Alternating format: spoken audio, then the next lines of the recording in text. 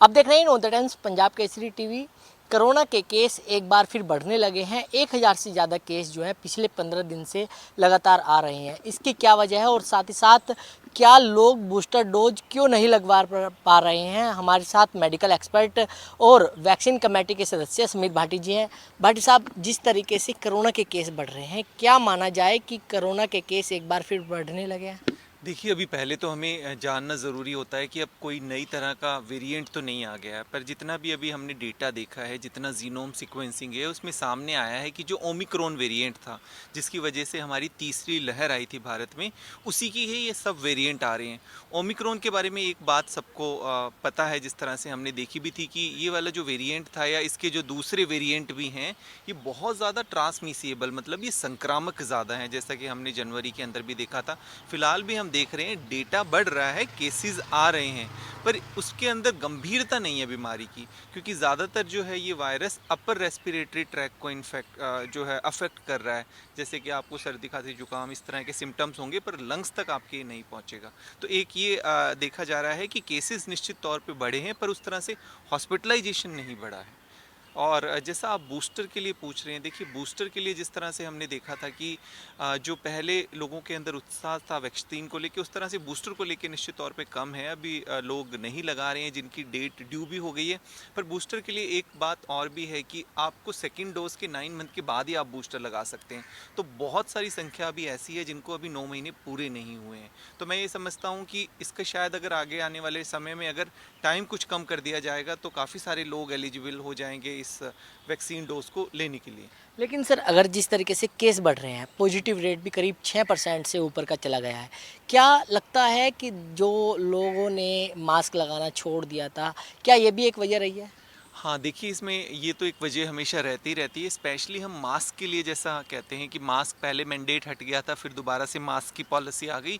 Specially जब हम एक क्लोज एरिया के अंदर होते हैं और वहाँ पे भीड़ भाड़ है, तो उसमें हमें ज़रूरी होता है कि वहाँ पर आप मास्क पहनें। और इसके अलावा एक बहुत ही ज़्यादा ज़रूरी है उन लोगों के लिए जो कोई कोमॉर्बिड है, जिनको अन्य गंभीर बीमारियाँ हैं, अनकंट्रोल डायबिटीज़ है, हार्ट के पेशेंट्स है, किडनी के पेशेंट्स है, लिवर डिजीज़ है, इस तरह के लोगों को ज़रूरी है कि वो मास्क पहने, क्योंकि उनकी इम्यूनिटी उस तरह से वैक्सीनेशन होने के बाद भी उतनी ज़्यादा उस लेवल पे नहीं होती है। तो उनको मास्क पहनना बहुत ज़रूरी है।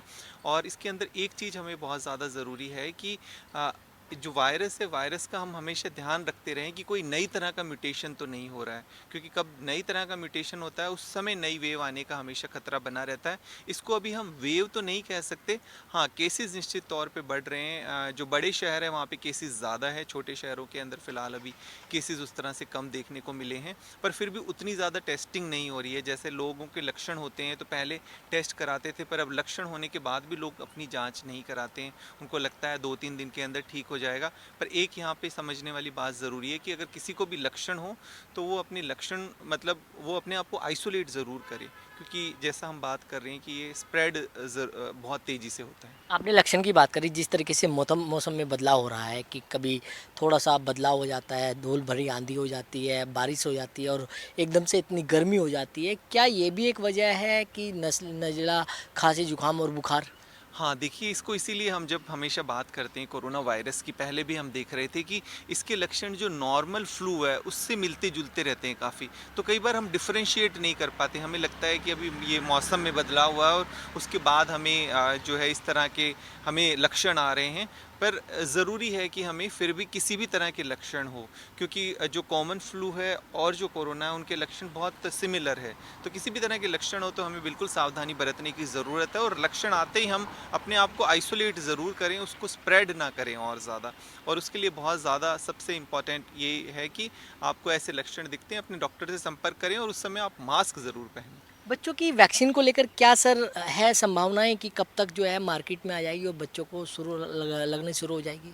बच्चों के लिए जिस तरह से हमारे 15 से 18 साल के ग्रुप को लगी रही है और उसमें बहुत अच्छा रिस्पांस था और काफ़ी अधिक बच्चों को लग चुकी है। 12 से 14 साल के बच्चों के लिए पहले सिर्फ सरकारी जगह पर उपलब्ध थी, अब प्राइवेट पर भी उपलब्ध हो गई है।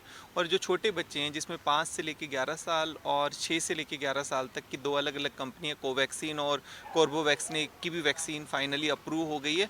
वैक्सीन अब रोल आउट होनी बाकी है और मैं समझता हूँ अगले हफ्ते 10 दिन तक हो जाएगी। उसकी कुछ गाइडलाइंस आनी बाकी है कि उसका क्या प्राइस रहेगा, ड्यूरेशन वैक्सीनेशन और ये सब चीज़ें तो हमें पता है कि वो 28 दिन का उनके अंदर गैप रहेगा, पर प्राइसिंग को लेकर एक बात इसमें समझने वाली ज़रूरी है, क्योंकि जैसे प्रिकॉशन डोज़ है वो तो सरकारी अस्पतालों में फ्री लग रहा था, और पहले फर्स्ट और सेकंड डोज़ भी सरकारी अस्पतालों में फ्री लग रहा था, तो बच्चों की वैक्सीन भी क्या सरकारी अस्पतालों में फ्री लगेगी?